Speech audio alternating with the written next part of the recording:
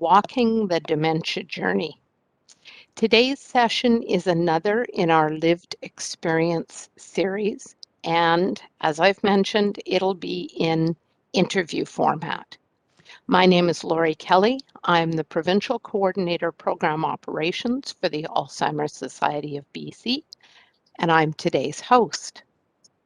I'm delighted to introduce today's presenters, who are all honorees for the IG Wealth Management Walk for Alzheimer's, which is Canada's biggest fundraiser for Alzheimer's disease and other dementias.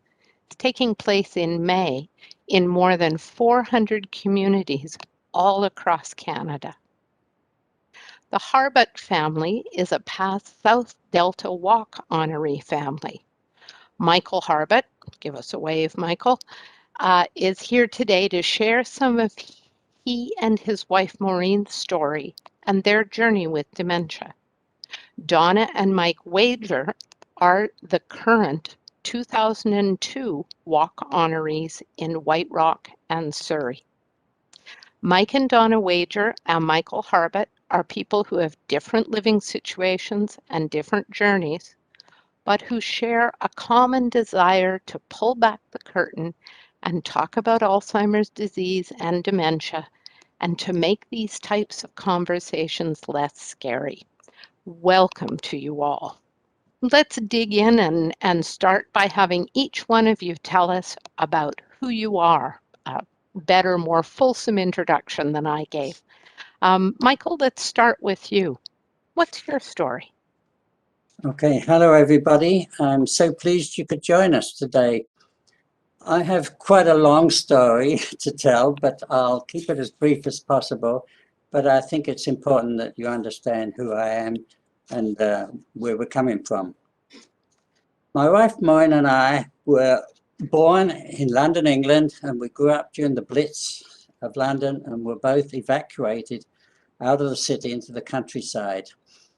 Following the war, 10 years later, we met and married, and then we decided we wanted to leave England and emigrated to South Africa. We lived in the beautiful city of Cape Town for 3 years. We had 2 children there, a boy and a girl, but very little money. So to try and improve our financial situation, we made the risky move in 1962 to move to Northern Rhodesia. Here I worked for a large mining company, and our financial situation improved quite quickly. We had another child there, a little girl, and shortly after this, Britain gave independence to Northern Rhodesia and it became Zambia, a relatively peaceful transition. But political unrest in the newly independent countries around us gave great cause for concern. After 10 years in Africa, we decided it was time to leave and start a new life for our family in a safer, more stable environment. We emigrated to Canada in 1969 and settled in Vancouver later that year. It did not take us long to realize that we had made a wise decision in coming here, as the children soon settled into the schools and enjoyed the many sporting facilities available to us. I took a job with CP, which later became Canadian Airlines, in their aircraft and engine overhaul departments at Vancouver Airport. In 1972, we had another child. That's 4. Canada was good to us, and Maureen was mainly a stay-at-home mother. My career with the airlines went well. We survived all the usual trials and tribulations with our teenage children, and they went on to create independent lives for themselves. I took early retirement in 1996, and Maureen and I started to enjoy having more time to play tennis and travel together. Maureen had a talent as a quilter and seamstress. She also was a good writer, and after a few short stories, she started about 25 years ago writing about our family history and our life together. She wanted me to be involved in this project, and although I could not type and my English grammar and spelling were not the greatest, she encouraged me, and together we wrote a lengthy story called Our Fine Romance. But 14 years ago, following a cycling trip to Europe, I noticed gradual changes in Maureen's behavior. She seemed to have a lack of self-confidence, increased anxiety and confusion, and just completing everyday tasks. Progressively, the situation worsened, and several years later, Maureen was diagnosed with Alzheimer's disease. During this challenging time, I realized that I could not handle this alone. I sought help from the Alzheimer's Society by attending information meetings and support groups in South Delta. I also found some respite programs for Maureen as I started to realize that caregivers can quickly become burned out. It was obvious also at that time there was a stigma attached to this disease, and our social life suffered.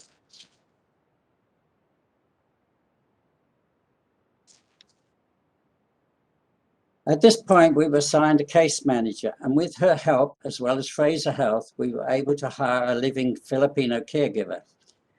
We managed to look after Maureen at home for 5 years, but eventually, for her safety and ours, we reluctantly had to admit her to a care home. A very difficult decision. We had to accept the first we were offered, a long drive and a poorly run home, but after 3 months, we were offered to transfer to Delta View Life Enrichment Center in Delta, a world-class facility. She has now been in care for 8 years and is wonderfully cared for.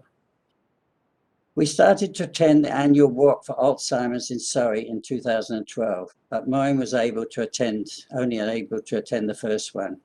But all my family, including my grandchildren, have attended for the past 5 years. In 2020, my family was selected as the honoree for the South Delta Walk, but due to COVID, it practically didn't take place. We were invited back last year, 2021, but it was still a very reduced event. My family is just one of many whose lives have been greatly affected by Alzheimer's and other types of dementia. Still, with the fantastic support of my children and grandchildren, we are getting through this challenging time in our lives. Maureen's ability to communicate us has now gone, and she does not recognize me or any of our children. This disease has deprived us of a beautiful person. Mm-hmm. The family story I was talking about, I managed to self-publish it a few years ago, and this is the result. You can see it here probably. It's called Our Fine Romance.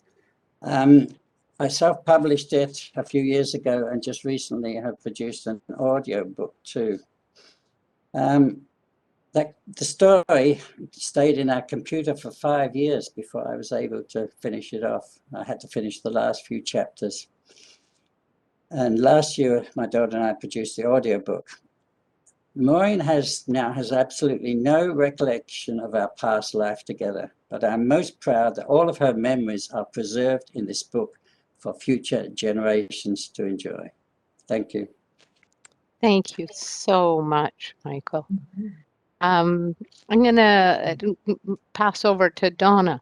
How about you? Kind of just a little introduction as to who you are, and we'll dig into some of the other questions more, but Okay. how about, tell us about you.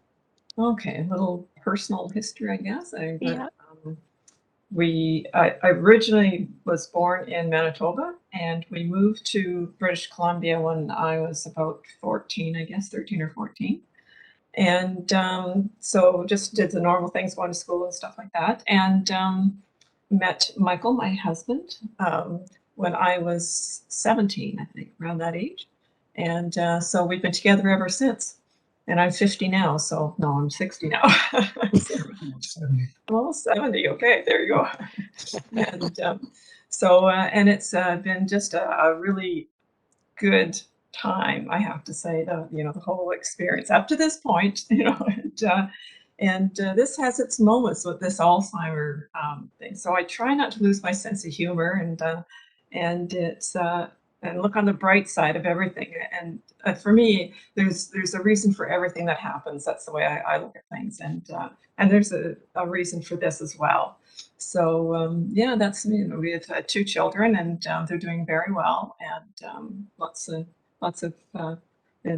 things going on. Yeah, okay. That's it. How's that? Great. Thank you. And last but certainly not least, Mike, tell us a bit about yourself. Myself, I was born in Vancouver. I'm East Van boy, so That's a rare thing, a born yeah, and I bred know. Vancouverite. Everybody says that. Donna and I met at a party, and then we became high school sweethearts, and then we got married. We will be 50 years married this year.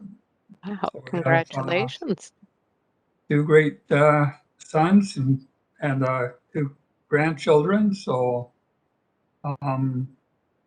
spent most of my time in the foundry business, metal casting. And then in my last years in the foundry, we wrote in Richmond at ornamental bronze. So from there, I retired, moved up to Oliver for a couple of years, and then we moved back down. I was whining. Donna missed the kids.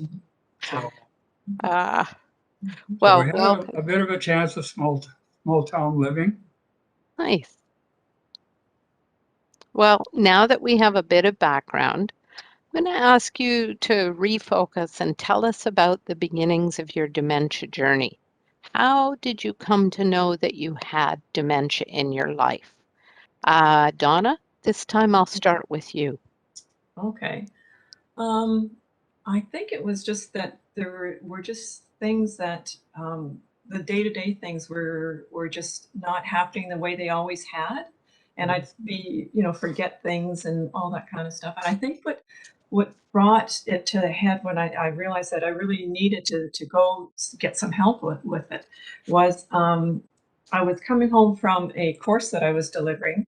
At that time, I was still delivering courses through Center on Aging, and they were like 2-day courses and stuff like that.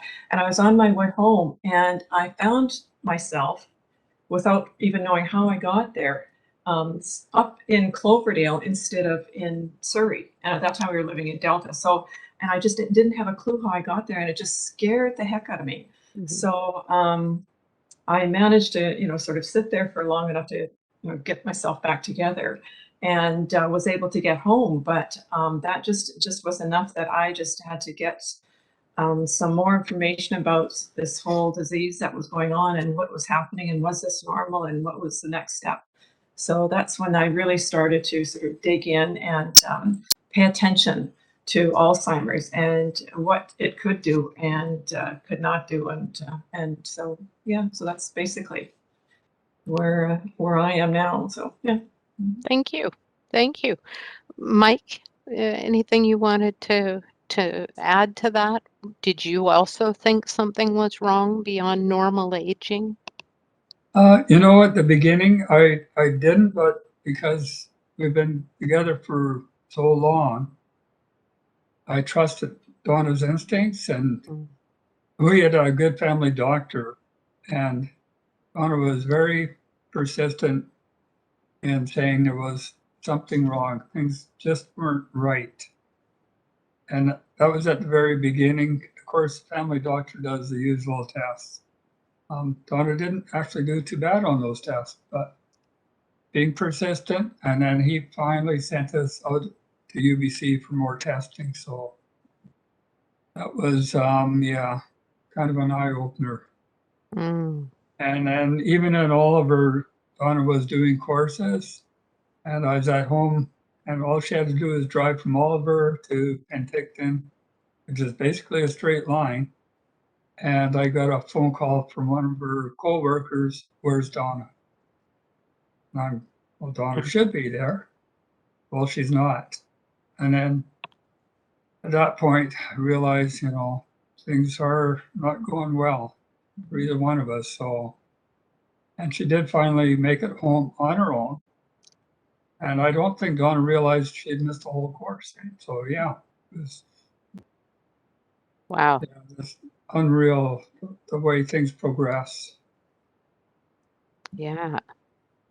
So just before I move on to Michael, I'm going to ask you both, what do you think is the value to you of having gotten your diagnosis so early. It sounds, Donna, you've mentioned, Mike, that Donna was very persistent. Donna, you mentioned, as soon as you noticed something was wrong, you really wanted to dig in, and it sounds like it took a little bit to get your doctor to refer you to a specialist. What do you think is the value to you guys of having done that? Well, I think it enabled us to make different choices quickly and earlier. And that was really helpful to instead of going, no, you're okay, don't worry about it. And I was constantly getting the comment, well, you look fine, from everybody. And it's like, you have time. So it was You just do. there wasn't any sort of support there because people didn't know anything about it, right? And a lot of people still are in denial for themselves as well as their own family members with people that have Alzheimer's. And I just knew that because I was delivering a course on it, and I guess I just had a little bit more information about it too, that it was enough that no, this sounds like me in this book here that I'm talking to about everybody else. So that's basically how it got going. Yeah. That's great. Thank you very much.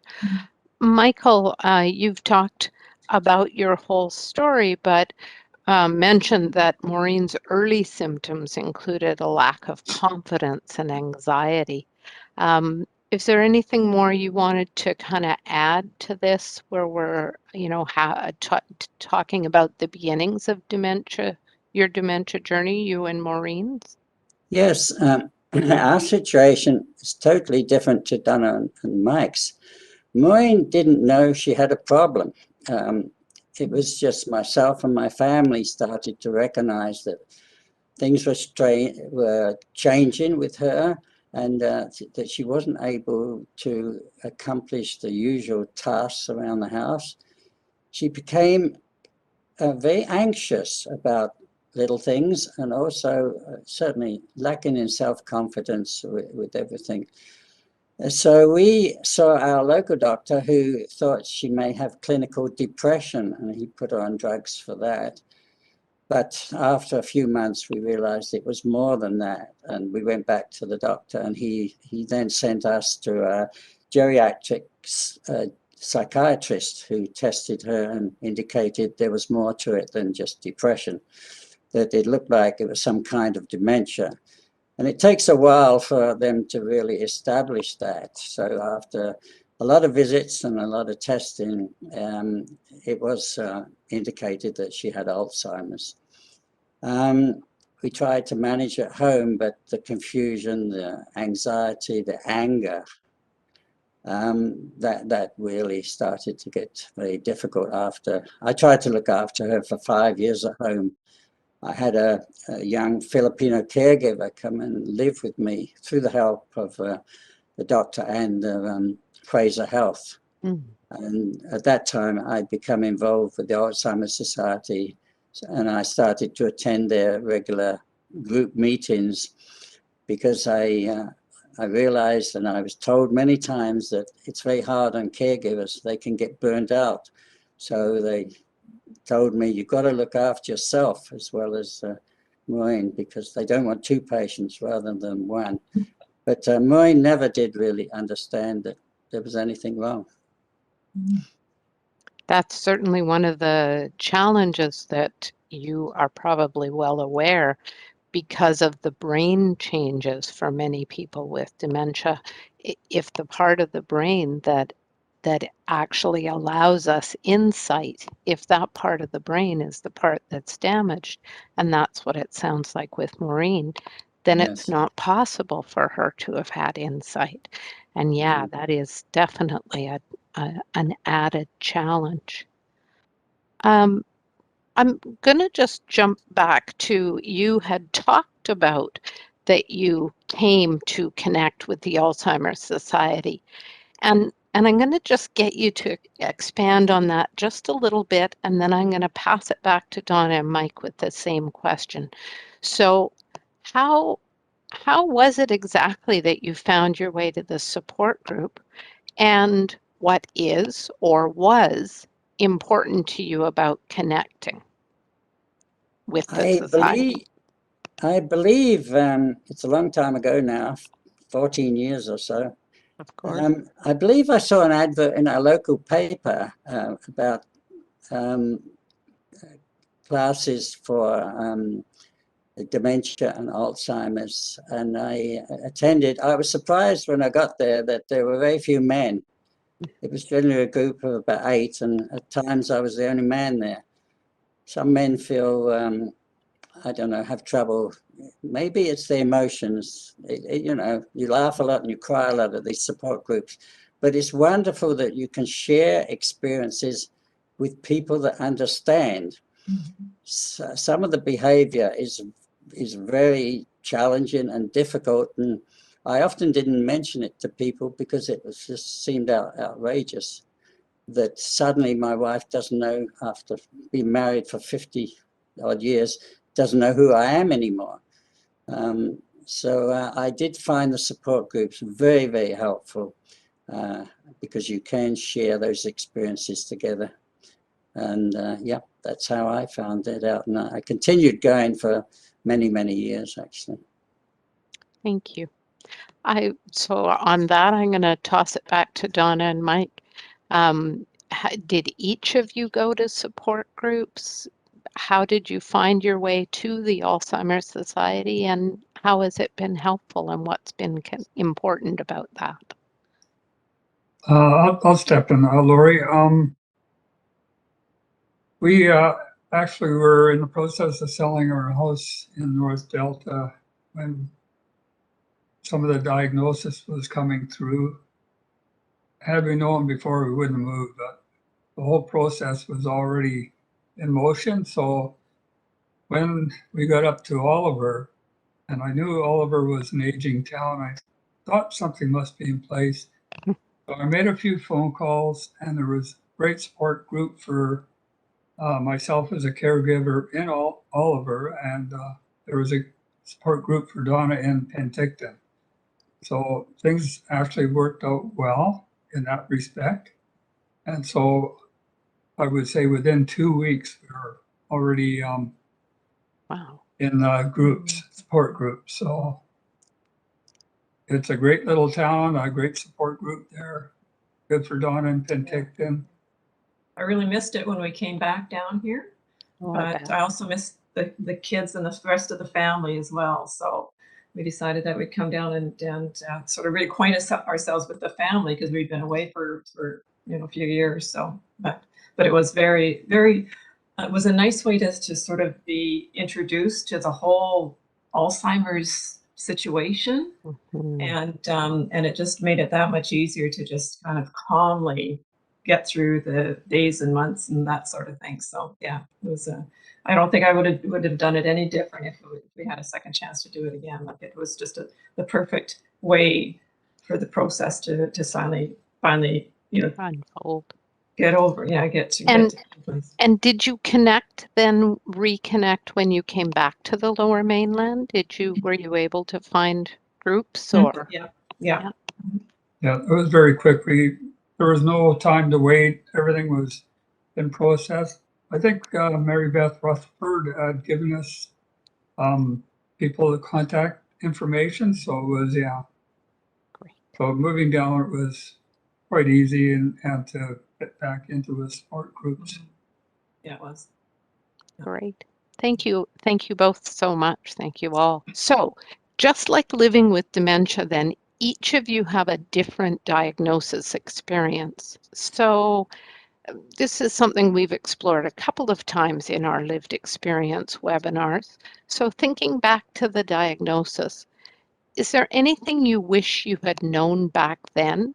Or is there something that you want people who are now early in the dementia journey that you would want them to know? So I'm going to start, just Mike and Donna, start with you, and then Michael. I would encourage people to seek out a support group. I know there's lots of things online you can access. If you can get into a support group that is person to person, that part I miss. Unfortunately, my support group disbanded because it was in White Rock and it was below a senior center. So with COVID, yeah. The one good thing, we met a couple through my support group and we've kept in close contact. So it's, yeah, very, very good thing. If you can join a support group, do it. It's an eye opener. You can help one another. Gives you something that you can actually see where things may go with your journey. We're all a little bit different in the process and in the journey, but you can join in, you can hear what people have to say, you can help people, and they'll help you along as well. So Yeah. Because one of the things that I found that when I would tell people that I had Alzheimer's, always I'd get the, well, you don't look like you have Alzheimer's, you can't have Alzheimer's. And they just wouldn't believe it, right? And so that became such a road to climb, right? And a hill to climb. And I just got tired of that. So when we were in support groups, it was just so, I was so relieved to not have to go through that whole thing. Just sit down and you're talking to people, like-minded people who are in the same situation you are, and they understand totally what you're going through. And it was just so nice. It was just getting exhausting, having to, sort of do this whole yes you are, no you're not, that sort of thing with folks all the time. So yeah. Yeah, absolutely. And I was kind of smiling when you mentioned the well, you don't look like you have dementia.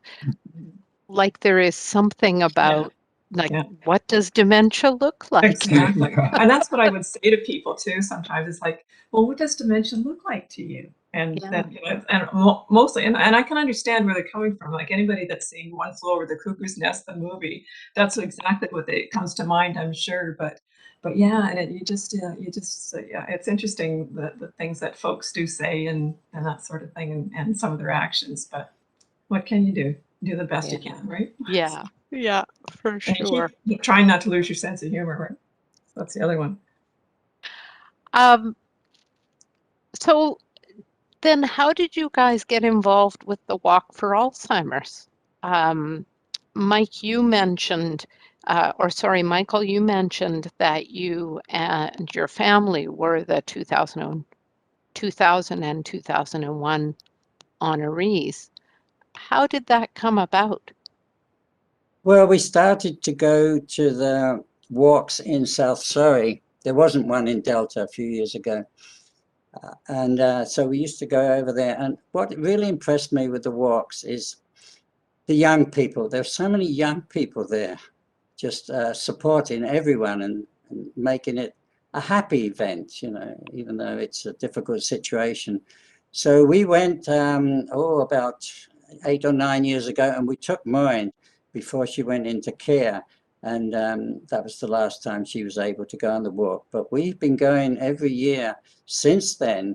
And my children and grandchildren have all come along and, tried to raise funds as best they can. So that's how we got involved. And then I guess because of our involvement there, we met many people and we were nominated for the walk in South Delta 2 years ago, which unfortunately didn't materialize because of COVID too much. But we've got a big one coming up this year with new family of honorees here. So it's wonderful just meeting with people who understand what it's all about. I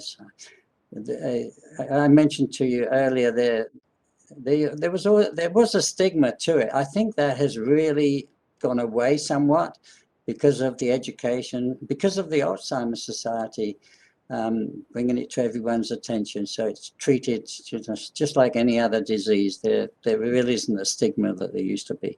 We felt we lost a lot of friends when she was first diagnosed, mainly because of the difficult behavior.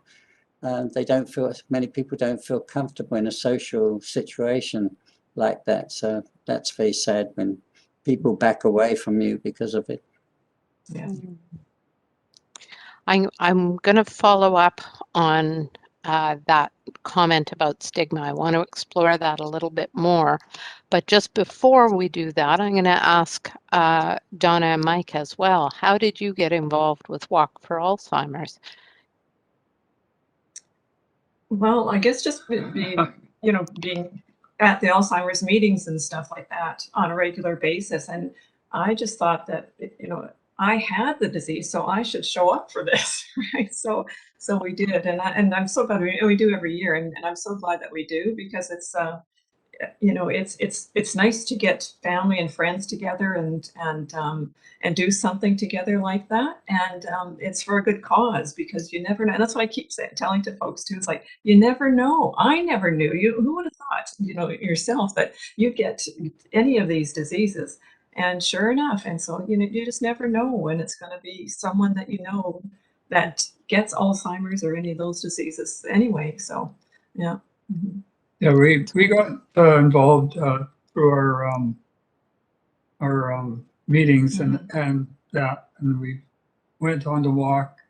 Then we got involved. We were asked to join the Alzheimer's committee and fundraise, and we barely got into that. Things were just getting off the ground, and COVID hit. And yeah, we did our walks by ourselves. It's unfortunate. I'm looking forward to this year. It should be a good walk. There'll be a lot of people out there, and yeah, make it a fun event. Yeah, I think it really will be. That's great. I know in past walks that I've attended, we've often talked about it almost feels like old home week, because often people who have been involved in support groups or in different events will come back to go to walk, and people that, and this year in particular, as you mentioned, Mike, having been away from people for 2 years, it is going to be really lovely to get an opportunity to walk together again. Something that came through really clearly when we had discussions before this presentation is that, and you mentioned it, Michael, each of you experienced the stigma attached to dementia, albeit in different ways. Donna, you talked about well, you don't look like you have dementia. What do each of you most want people who are not impacted by dementia to understand about dementia or about you? Donna, I'll start with you. I think more than anything, I want people to understand that we're not acting and we're not saying these things to be smart alecky or to be nasty or anything. And that's the biggest thing for me, is that just, cut us some slack, that we're trying really hard to pay attention to everything that you're saying. And we may get the first and the last and miss the middle part of that whole conversation. But it's just, give us a chance. And sometimes it's a matter of them stopping talking and then we start. And if that doesn't happen, then it doesn't happen. The conversation doesn't go the way it should. But that's basically it. And take us for, we're the same as you. We just have this Alzheimer's disease, and you don't, and we can't think of things quite as quickly as we used to, or we get muddled with other thoughts coming into our heads as well. So yeah. Fabulous. Mike, what about you? Oh, I just, because for us seems to be a little bit different, because we had like a church family. So when we came down, we were accepted right away. Unfortunately, I had close friends that we seem to have lost in the wayside. Not sure why, if they don't understand or they feel threatened. It's not a disease that you can catch. It happens. Biggest thing is you have to learn to be patient with somebody with Alzheimer's and understand that their thoughts get muddled and don't think you have to correct them through their conversations or when they're telling a story. It's not important, right? You know, it's just important that they have friends and they're communicating with one another. So that's basically it. One thing just before I move on, you had mentioned to me that you had an experience at a store in White Rock that when it came up when we talked about stigma, and you went back the next day. Can you tell a little more about that? Yeah, certainly. Donna and I were shopping. This was in the midst of COVID, where everybody had to be masked, of course. And the cashier was very rude to Donna. The Save-On has very short counters and kept telling Donna to move back, and all Donna was trying to do was load groceries, right? And I thought it was very hurtful for her to do that. So I went back the next day, and I talked to the manager and explained to him about that he needed to talk to his staff, because especially in White Rock, it's an older generation. They are going to come upon this more than one time, and they have to realize that they're not encroaching on their space on purpose. They're doing the best they can. And since that, the same store, we have actually witnessed some of the cashiers helping people. So it did get through. How powerful. Thank you on behalf of the rest of your community, and I hope that you inspire someone else who's listening or watching today. That ability to step up and educate people about the disease is such an important part of the destigmatization. So thank you for that. So Michael, what do you most want people who are not impacted by dementia to understand about dementia? I want them to understand that this can happen to anyone. It comes on very slowly.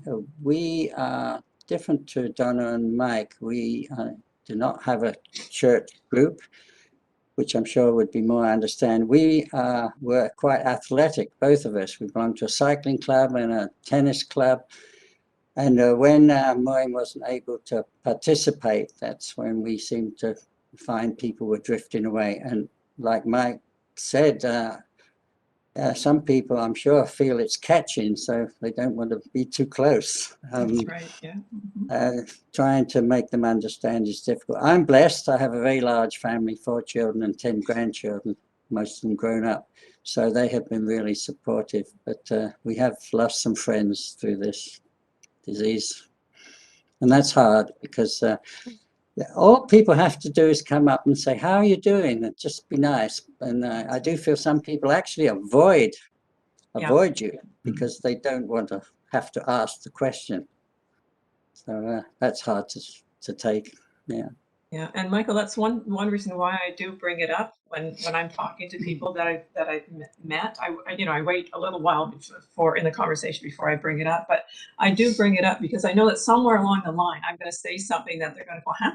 And so if I bring it up then and say, oh, by the way, I've got Alzheimer's, then at least that's over with. And then if they got any questions, I'll always say something about that and something, funny, like ask me anything you want about Alzheimer's, just don't ask me about sex. And that works so well because people are just start laughing and yeah, we got another one right. It puts the embarrassment in perspective. That's right. And I think to myself, if only one person, say another person, got a diagnosis just after hearing me make that funny comment, and went into their own doctor and got that diagnosis, I keep thinking that maybe it would help them think, well, they're not going to lose everything right away. Their whole brain is not going to stop working. They'll still have a sense of humor. They'll still have, all those things. And it's not so much, a sentence that's, 50-year sentence it's gradual for most people, I think. So you've got time there to, get comfortable with it before it sort of really grabs hold, right? Mhm. And so that was, really important for me. So all of our friends know that I have it, and yeah, and so it just seems to be, par for the course. And if things, if it's a function that I don't feel comfortable attending, I don't. But it's not because they don't know about my Alzheimer's, and they aren't aware that I could fall, or we could do this, or say something unusual.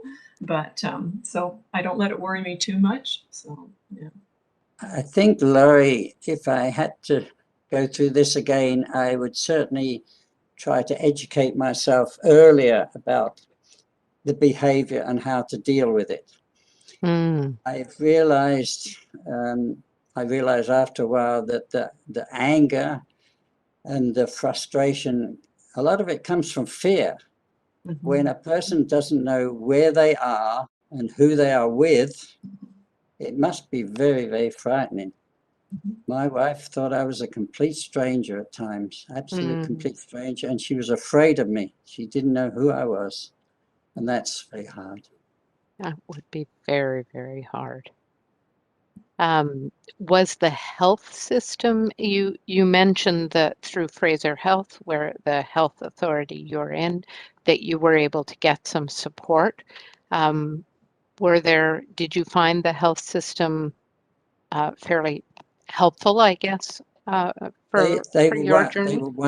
Yes, they were wonderful with me. I had a Filipino caregiver come and live with me for 3 years.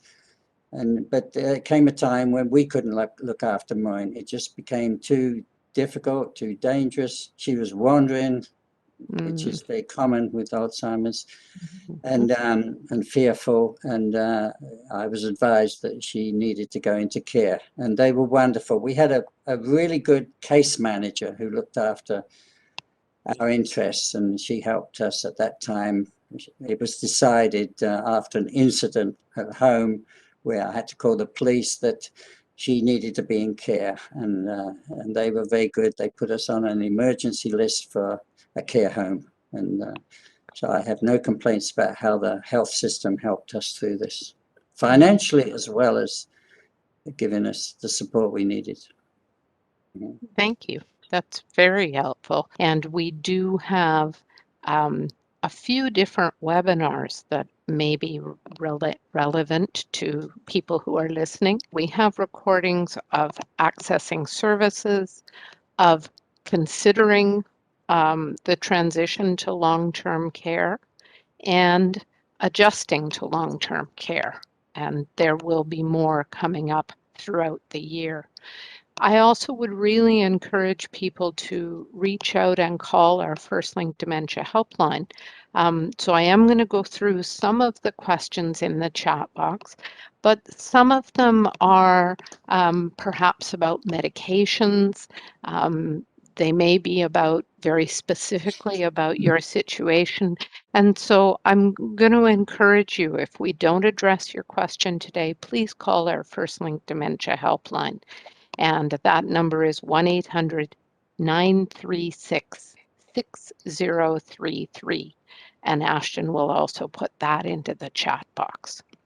Michael, there was a question about your book. Is it being sold?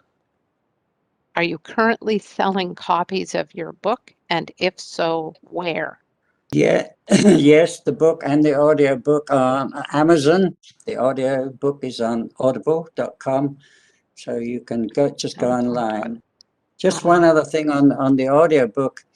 I've been visiting the care homes now for 8 years, and I realized the majority of people cannot read or don't have the desire to read anymore.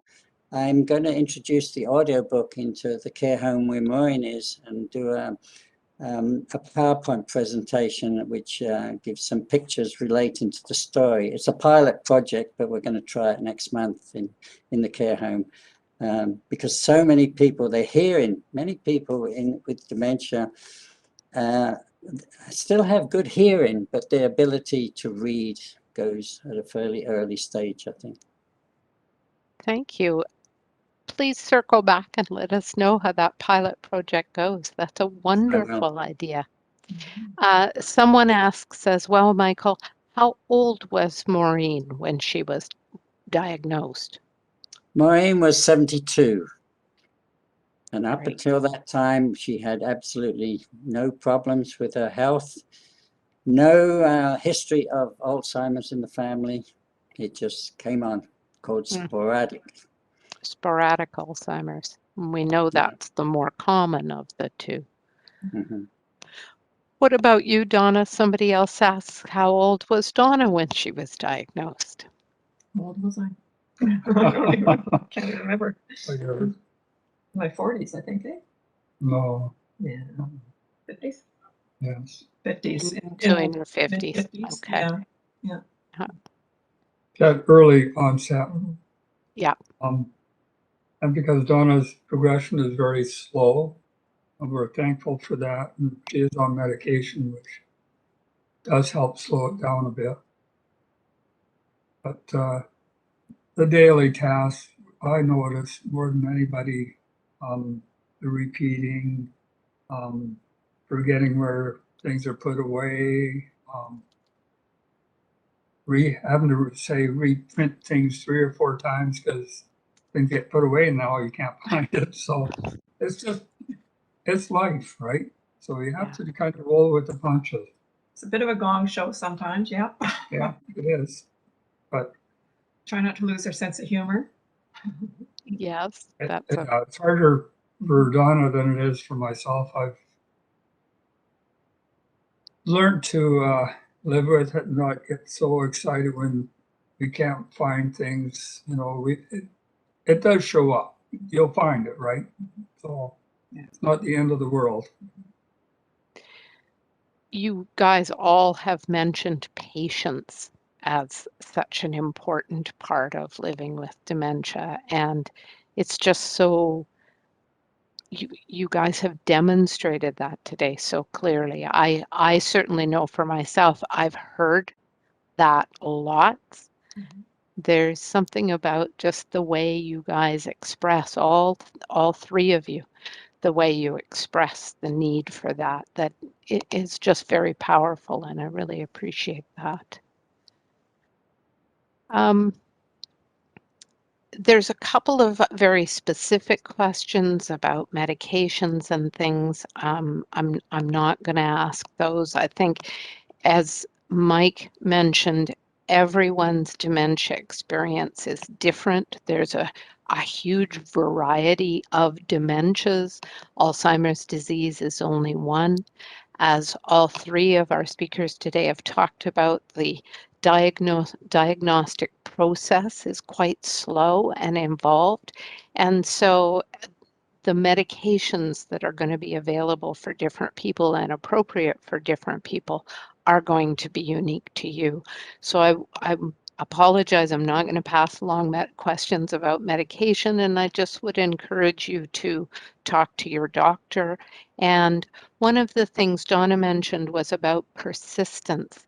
And so the more that you can write down specific instances, because as Mike mentioned, middle age, there is a certain amount of forgetting in the moment. And, we're all busy people, and we've all had the experience of not being able to remember someone's name, or of putting something somewhere and not really paying attention and not being able to find it.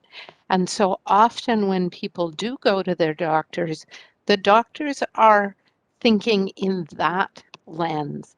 And so one of the things that's very helpful is to write down specific things.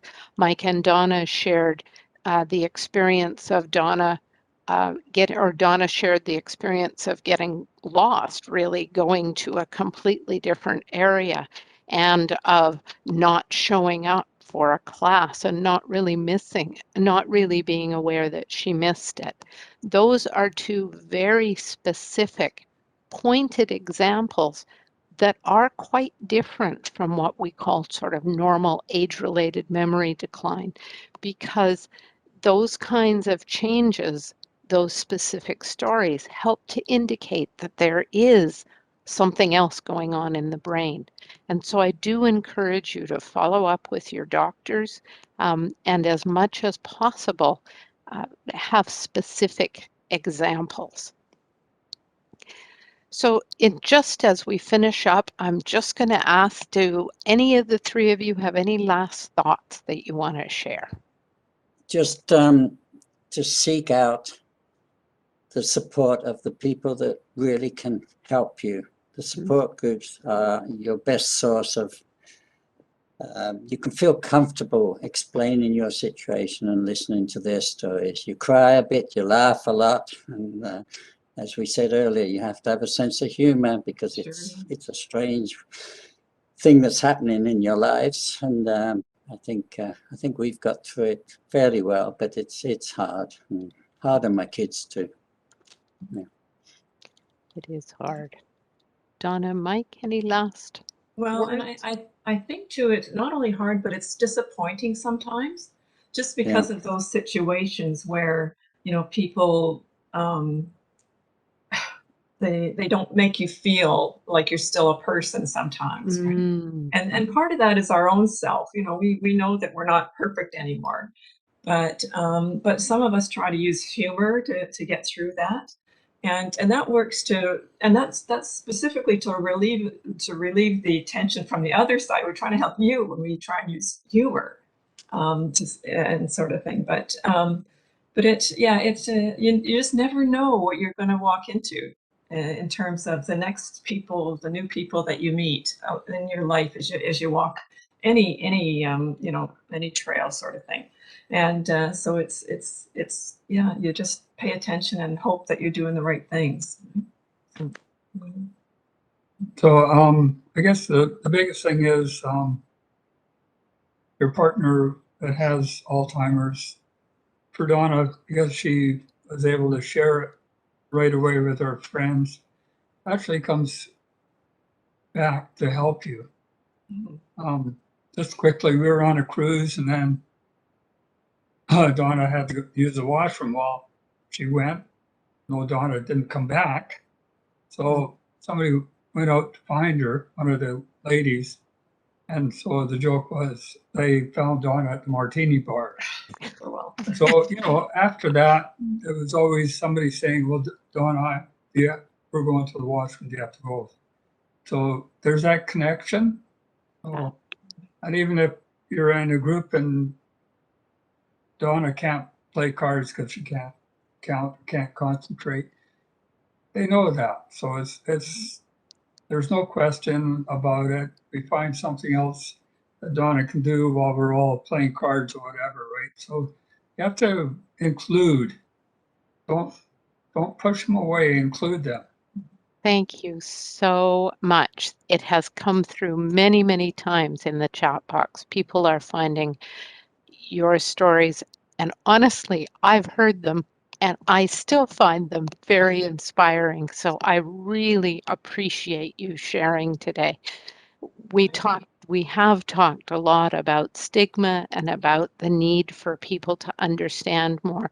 And you guys being willing to be so open and sharing your stories is a huge part of destigmatizing, demystifying, and frankly, making it less scary. So I greatly, greatly thank you very much for your participation today. And I do invite you to reach out to the First Link Dementia Helpline if you have any questions about anything you've heard today.